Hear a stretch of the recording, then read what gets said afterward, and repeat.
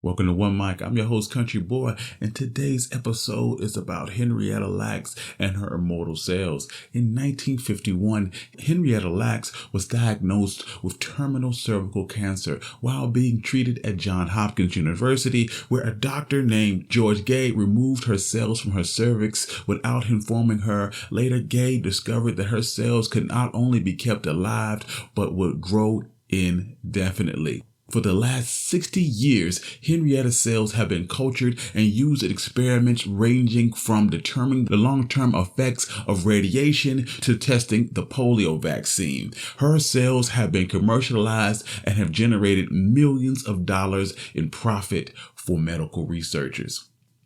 If this is the sort of content that you like, please hit the subscribe button. Also, you can find more content like this on OneMicHistory.com, but without further ado, let's get started. Henrietta Lacks was born Loretta Pleasant on August 1st, 1920 in Roanoke, Virginia to Eliza Pleasant and Johnny Randall Pleasant. Her family was not sure how her name became changed from Loretta to Henrietta, but her nickname was apparently Henny.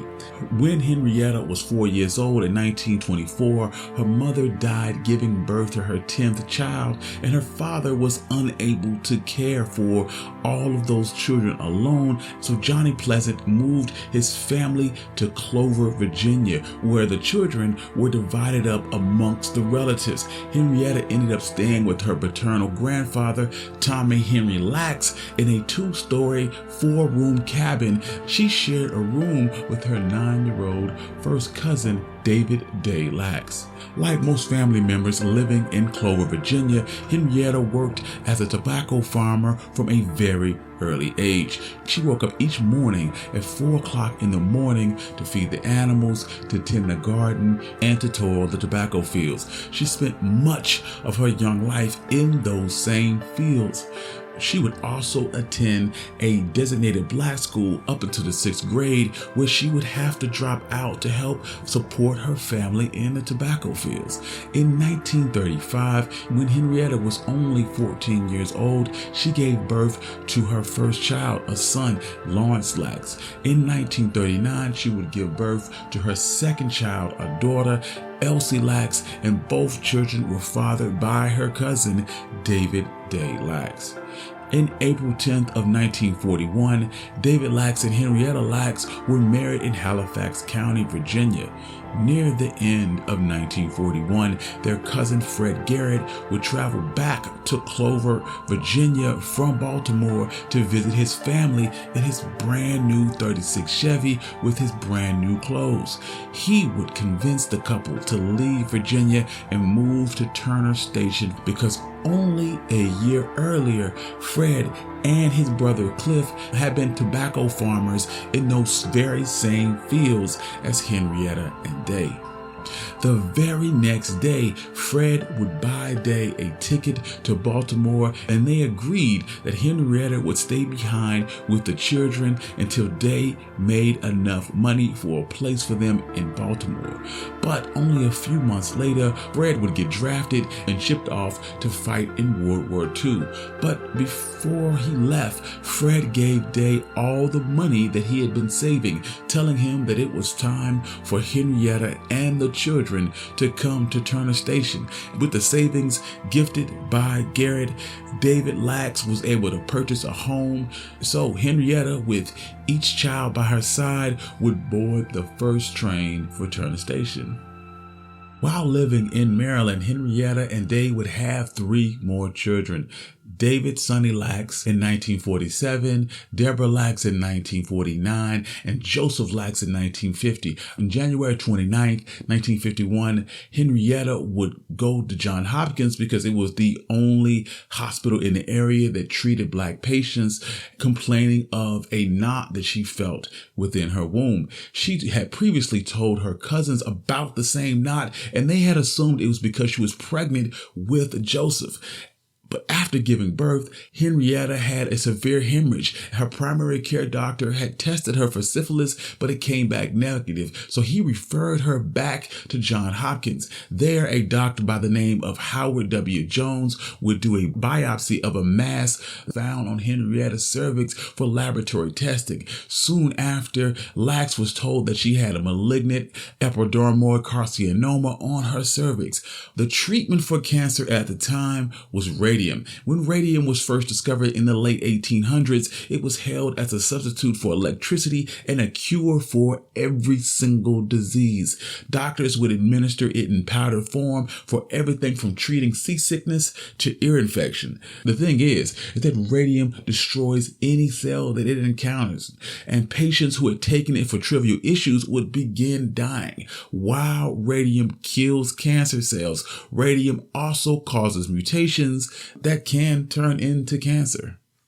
During her treatments, Henrietta would lie unconscious on an operating table with her feet up in stirrups, and a surgeon on duty, a Dr. Lawrence Wharton Jr., prepared to treat her tumor. She had no knowledge, and no one had asked Henrietta's permission for Dr. Wesley Tyndall to take samples from her cervix. 2 samples would be taken, one of healthy cervical tissue and the other of the cancer. These samples would be given to George Gey, a physician and cancer researcher at Johns Hopkins. See, at the time, there was always a need for a steady supply of sample cells because they kept dying. There were a lot of obstacles to growing cells, and no one knew exactly what nutrients they need to survive and how much to supply them. Researchers would try for many years to develop the perfect culture medium, which is the liquid that feeds the cells. The recipe for a culture medium would constantly evolved as they searched for that perfect balance. And the ingredients were not easy to come by. They had ingredients like the plasma from chickens, pureed calf fetus, special salts, the blood from a human umbilical cord, and that wasn't even the toughest challenge facing a cell culture. The biggest issue was contamination. Bacteria and other microorganisms would find their way into cultures from unwashed hands, from breath, or from other dust particles floating through the air and would contaminate and destroy the samples. All of these issues would need to be resolved before they could ever do anything to Henrietta's sample. When the lab did get around to testing Henrietta's sample, they would slice off a small 1 millimeter square, drop them into a test tube with a culture medium, and plug it with a rubber stopper. The lab would normally label each culture with the patient's first and last name, but for Henrietta Lacks, they would simply write HeLa. While other samples suffered, Henrietta's cancer cells grew insanely fast. They doubled almost overnight. Her cells would grow, doubling in numbers almost every 24 hours, dividing multiple times without dying. And this is how her cells came to be known as Immortal.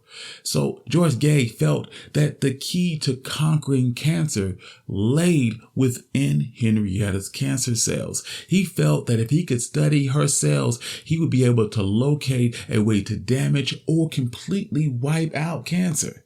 To assist this, Gey would send HeLa cells to any scientist who could use them for cancer research. What made Henrietta cells so amazing for cancer research is that it allows scientists to perform experiments that would be impossible with live human beings.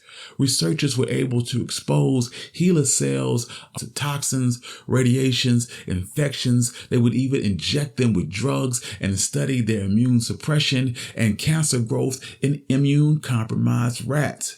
If the cells died in the process, it cost the scientists nothing. They could just go back to their immortal HeLa cells and start the process all over again. Despite all of this revolutionary research and HeLa cells spreading all over the globe, no one spoke about this revolutionary HeLa line or how it could help cure cancer. So the general public had no idea of Henrietta or her cancer cells. Meanwhile, Henrietta herself had other issues other than recognition for her cells. In June of 1951, she complained to doctors that she thought the cancer was spreading and that she could feel it moving. Her doctors insisted that she was fine and even wrote in her chart, "Patient states that she feels fairly well and no evidence of a reoccurrence," and told her to come back within a month. During this time, there was a practice called benevolent deception. This was the process in which doctors intentionally misled patients to prevent a possible negative effect from the disclosure of their actual diagnosis, and patients simply wouldn't question it. It was especially true for Black patients in 1951 and questioning the judgment of a white doctor or a white person in general. Just 2 weeks later, Henrietta was back at Johns Hopkins explaining about abdomen pain, and it was almost impossible for her to urinate. X-rays showed that she had a large stony mass that filled her abdomen.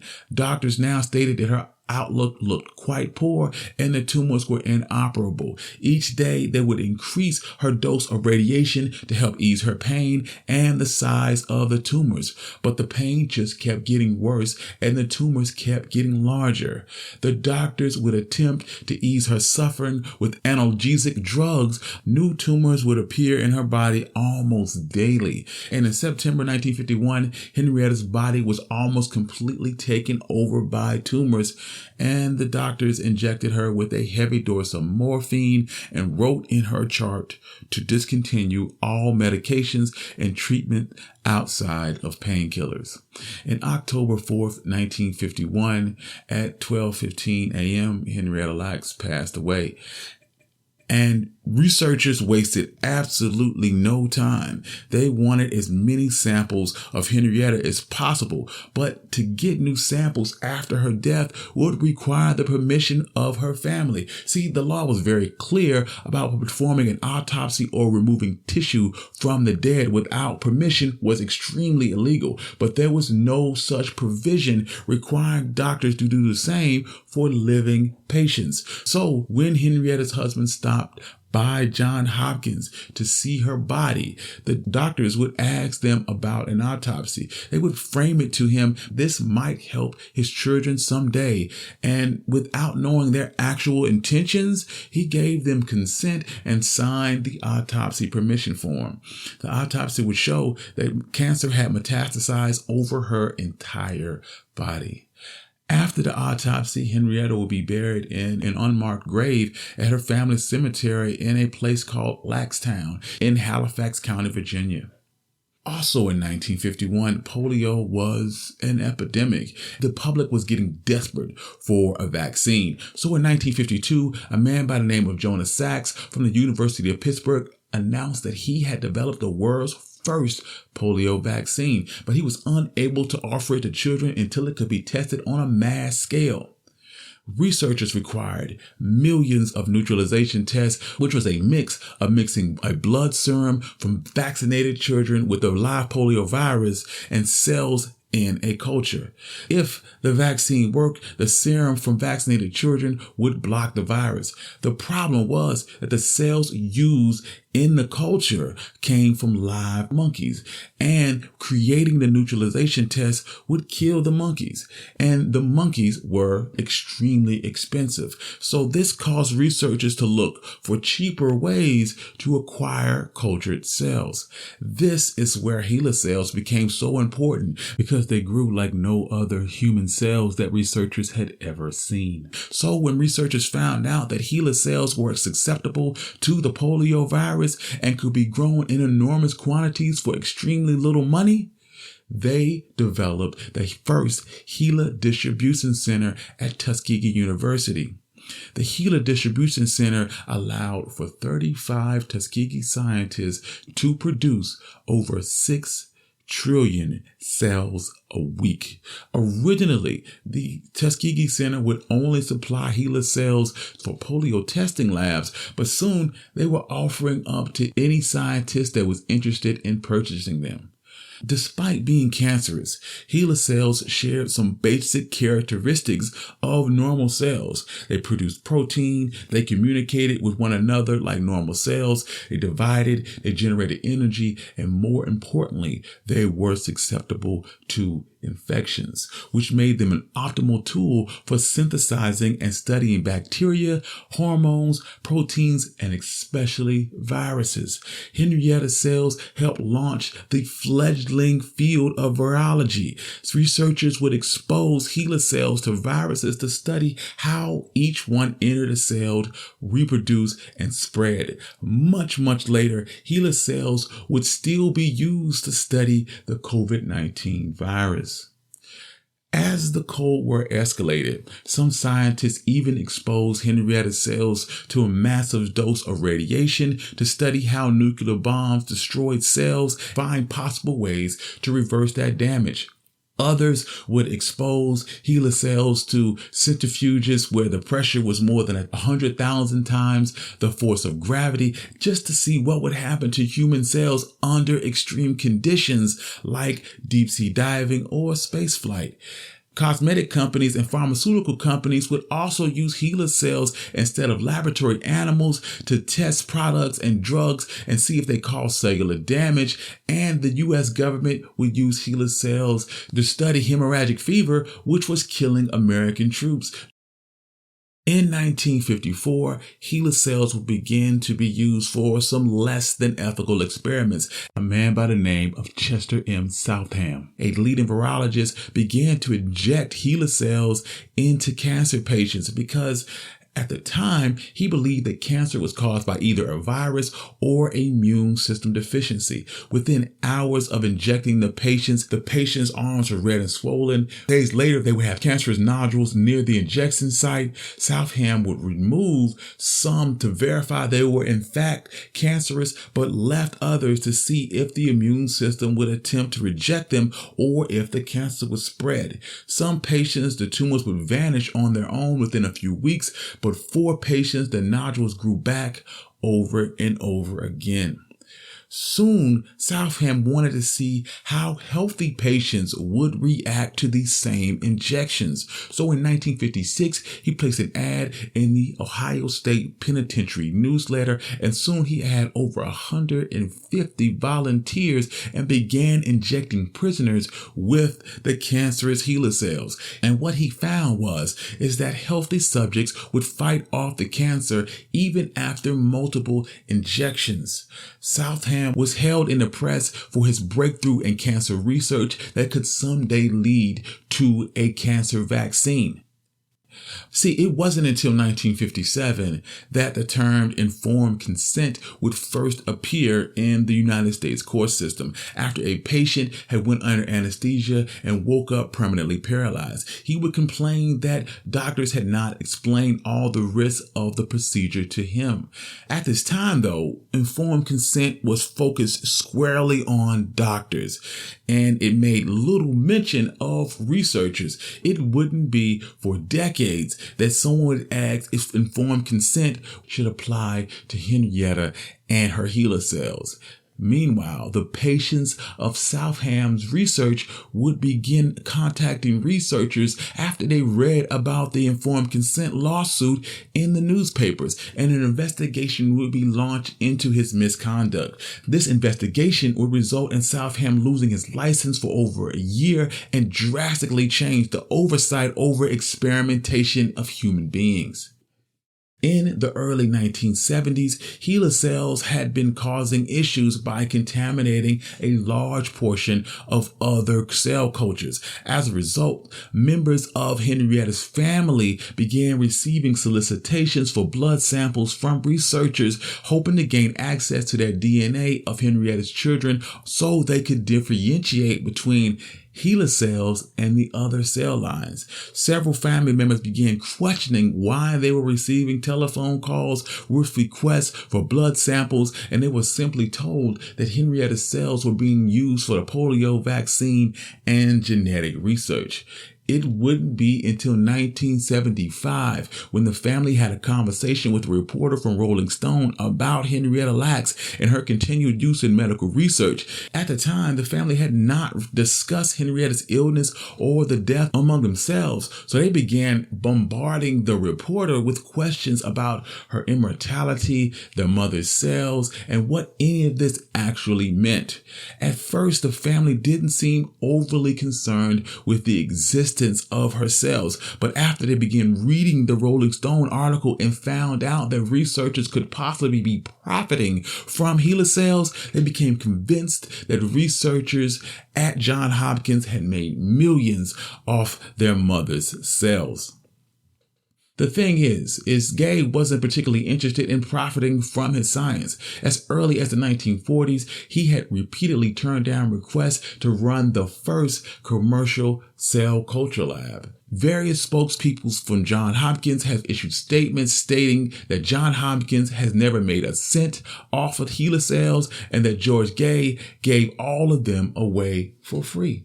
Although no record of Johns Hopkins or Gey accepting money for HeLa cells, many biotech companies have, and there's no way of knowing how much revenue they have generated from Henrietta's cells.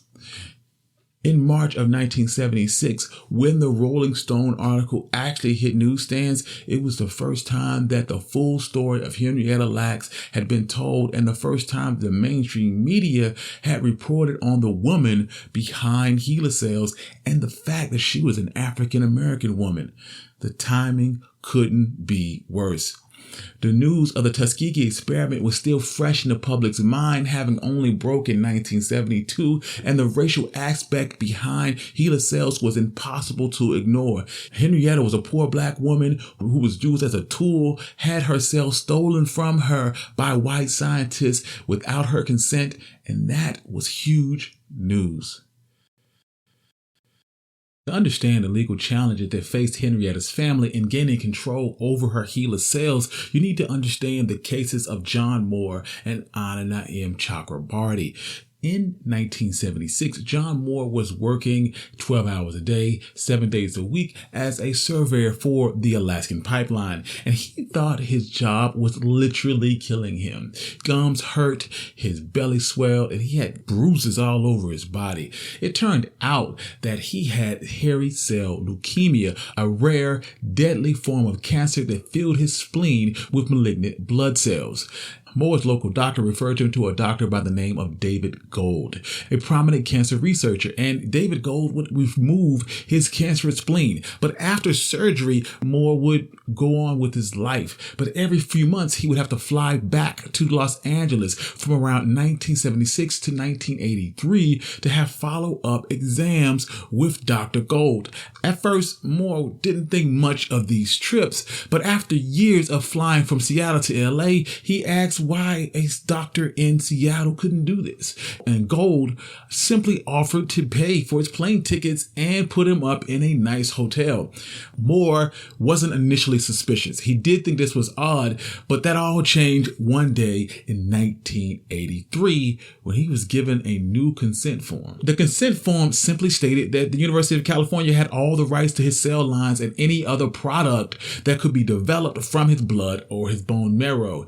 This caused him to ask Gold if his cells had any commercial value, and he was told that they did not. But just in case, he decided that he would not consent to the form. Gold would send him call after call and letter after letter asking him to fix his accident on his consent form. This caused Moore to speak to a lawyer who found out that Gold had dedicated much of the 7 years since Moore's initial surgery developing and marketing a cell line simply called Mo. In the weeks before giving Moore this new consent form, Gold had filed a patent on Moore's cells and the valuable proteins that these cells produced. Gold hadn't yet sold the rights to the patent, but according to the lawsuit that Moore eventually filed, Gold had entered into an agreement with a biotechnical company that gave him stocks and financing worth almost $3.5 million to commercially develop and scientifically investigate this Moore cell line. It was at this point that the cell line was estimated at a value of almost $3 billion.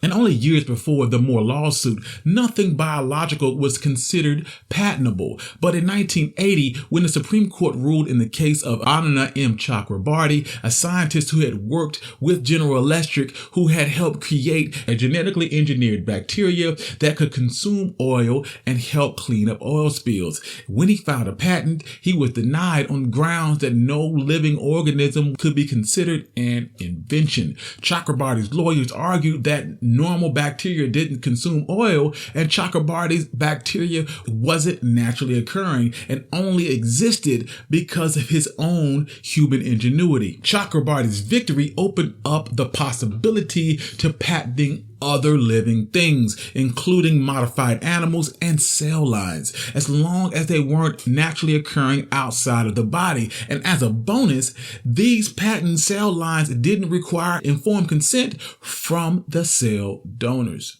Scientists were quick to point out that Moore's cell line was exceptional. Very few cell lines were actually worth patenting. Moore's cells produced a very rare protein that pharmaceutical companies could use to treat infections and even cancer. They also carried a rare virus called the HTLV virus, which was a distant cousin of HIV, which researchers hope could create a vaccine and stop the AIDS epidemic. Because of this, drug companies were willing to pay enormous sums of money to use his cells. In 1984, Moore would sue Gold and the University of UCLA for deceiving him and using his body for research without his consent. He also claimed the property rights over his tissue and sued Gold for stealing them. With that, he became the first person to make a legal claim on his own tissue and sue for profits and damages. Ultimately, the judge would throw out his lawsuit out of court, stating that he did not have a case. And ironically, though, he would cite the HeLa cell line as a precedent for what ultimately happened with the Moore cell line. He cited that the fact that no one from the Henrietta Lacks family sued over the growth and ownership of the HeLa cell line as proof that patients didn't mind doctors taking their cells and using them for commercial products. The judge believed that Moore was the rare objector when in fact he simply was the first to realize that something potentially objectionable was happening and that his cells had monetary value. Moore would appeal, and in 1988, the California Court of Appeals would rule in his favor, pointing out the Protection of Human Subjects in Medical Experiments Act of 1978. California statutes require research on human respect the rights of individuals to determine what is done to their own body. The judge wrote that a patient must have the ultimate power to control what becomes of his or her tissue. To hold otherwise would open the door for a massive invasion of privacy and dignity in the name of medical progress. 7 years after Moore filed his original lawsuit, the Supreme Court of California ruled against Moore and issued a definitive statement on the issue.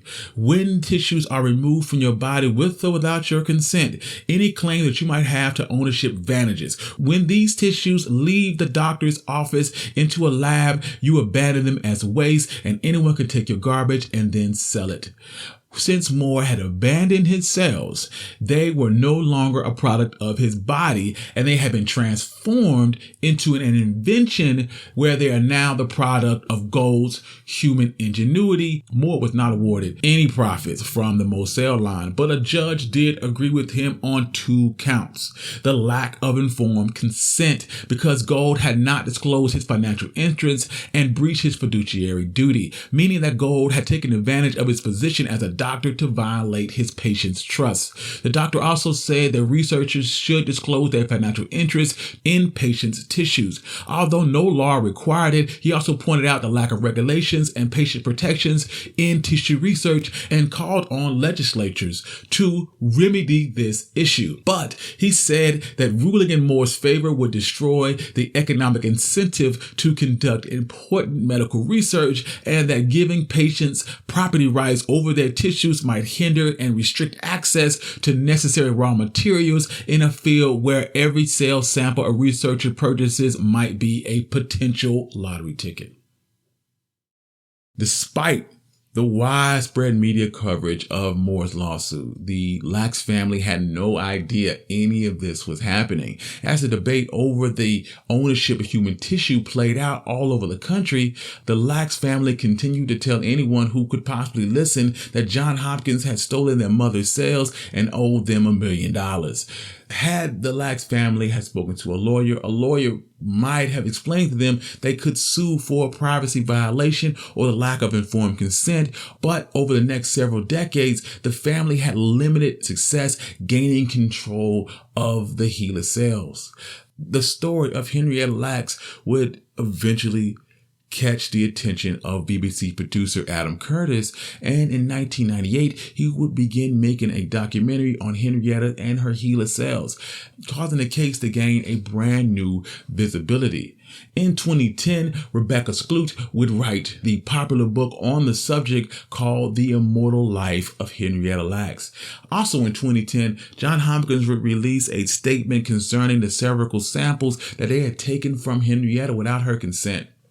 Johns Hopkins Medical Center sincerely acknowledges the contribution to the advances in biomedical researches made by Henrietta and her HeLa cells. It is important to note that at the time the cells were taken from Ms. Lacks, that the practice of obtaining informed consent from cell or tissue donors was essentially unknown among academic medical centers. 60 years ago, there was no established practice for seeking permission to take tissue for scientific research, and the laboratory received Ms. Lacks' cells had arranged many years earlier to obtain cells from any patient diagnosed with cervical cancer as a way to learn more about the serious disease that took the lives of so many.